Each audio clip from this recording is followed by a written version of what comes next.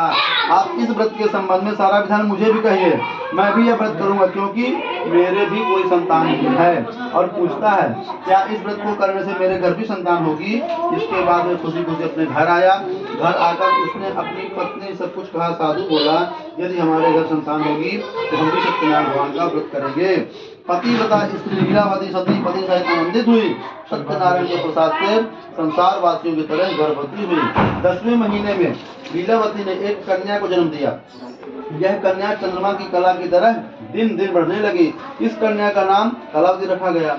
अब लीलावती ने अपने पति से मधुर वचन कहे कि हे स्वामी, आप पहले किए संकल्प के अनुसार सत्यनारायण भगवान का व्रत क्यों नहीं करते हैं? भगवान ने आपको संतान दे दी है, इसलिए आपको अब पूजन करना चाहिए। साधु नामक वैश्य बोला, प्रिय, कन्या के विवाह के समय यह व्रत कर लेंगे, उसके जन्म की कथा को विवाह में टाल देते हैं। इतना कहकर वह वैश्य नगर को चला गया। इधर कलावती कन्या पिता घर रहकर बड़ी होने लगी। एक दिन साधु नामक वैश्य ने अपनी कन्या को सहेलियों के साथ नगर में देखा। धर्म मर्यादा को जानने वाले साधु वैश्य ने तत्काल विचार कर कन्या के योग्य श्रेष्ठ वर खोजने हेतु दूत भेज दिए।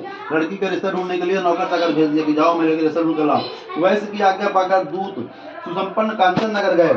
वहां से बड़ा गुणवान सुंदर वैश्य पुत्र कन्या के योग्य वर देखा और उसे ले आए। वैश्य पुत्र को देख साधु वैश्य अपने परिचित बंधु बांधव सहित संतुष्ट हुआ। अपनी कन्या का विधि पूर्वक विवाह उसी के साथ कर दिया। लेकिन दुर्भाग्यवश उस समय वह साधु नामक वैश्य सत्यनारायण व्रत को भूल गया। उसके जन्म की मैं कथा रखा था, उसको कुछ साल दिया शादी में, अब शादी भी कर दिया, शादी में भी वो भूल गया। श्री सत्यनारायण भगवान को कुछ समय बीता। अपने काम में होशियार धनिक वैश्य अपने दामाद को साथ लेकर व्यापार के लिए चल पड़ा। वह समुद्र के पास सुंदर रत्नसार नगर में गया। वहां जाकर वह धनवान वैश्य अपने दामाद के साथ व्यापार करने लगा। उस सुंदर नगर का राजा केतु था।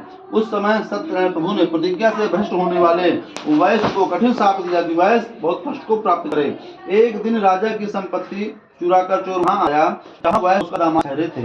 राजा के दूतों को अपना पीछा करते देख चोर डरकर धन वहीं छोड़ आलोप हो गया। पीछे दौड़ते राजा के दूतों ने राजा की संपत्ति को वहां देखा और दोनों वैश्यों को बंदी बनाकर राजा के पास ले गए। हर्षित होकर दूत राजा से बोले कि वे तो चोर ना है, उनके लिए आज्ञा दीजिए। राजा की आज्ञा से शीघ्र ही उन्हें बंदी बनाकर बिना विचार किए जेल में डाल दिया गया।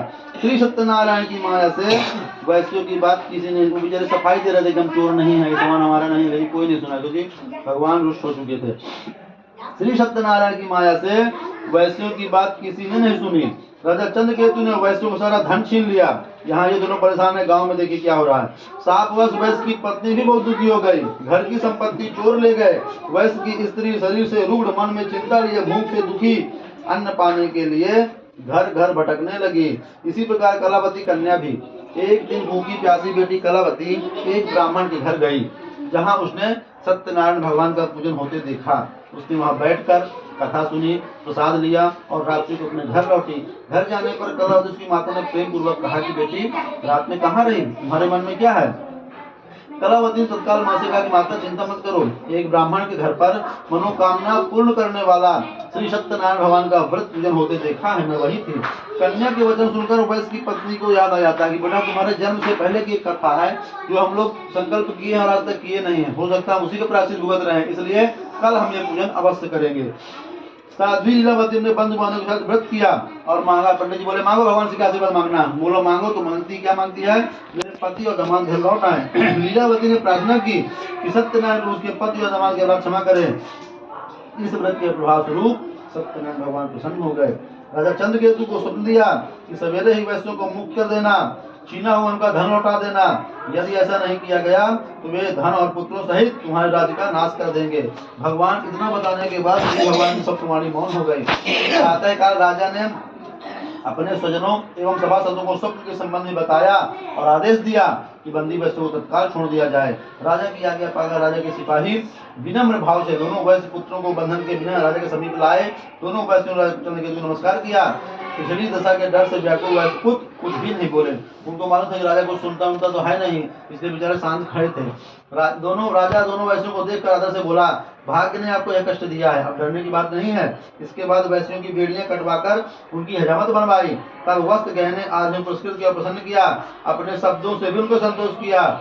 जो धन वैश्यों का छीना था वह दुगुना कर लौटा दिया। राजा ने कहा, हे साधु वैश्य, तुम अपने घर जाओ। दोनों वैश्यों को प्रणाम किया और कहा कि आपकी कृपा से अपने घर लौट जाएंगे। इस प्रकार दोनों वैश्य अपने घर के लिए चल पड़े। इति श्री स्कंदे पुराणे रेवा खंडे सत्यनारायण हृदयाम तृतीयोध्याय समाप्त। बोलो सत्यनारायण भगवान की जय। श्रीमन्नारायण नारायण नारायण श्रीमन्नारायण नारायण नारायण लक्ष्मी नारायण नारायण नारायण लक्ष्मी नारायण नारायण नारायण सत्यनारायण नारायण नारायण भजमन नारायण नारायण नारायण भद्री नारायण नारायण नारायण श्रीमन नारायण नारायण नारायण। बोलो गणपति गजानन महाराज की जय। सत्यनारायण भगवान की जय। नवग्रह भगवान की जय। महाकाली मात की जय। शंकर भगवान की जय।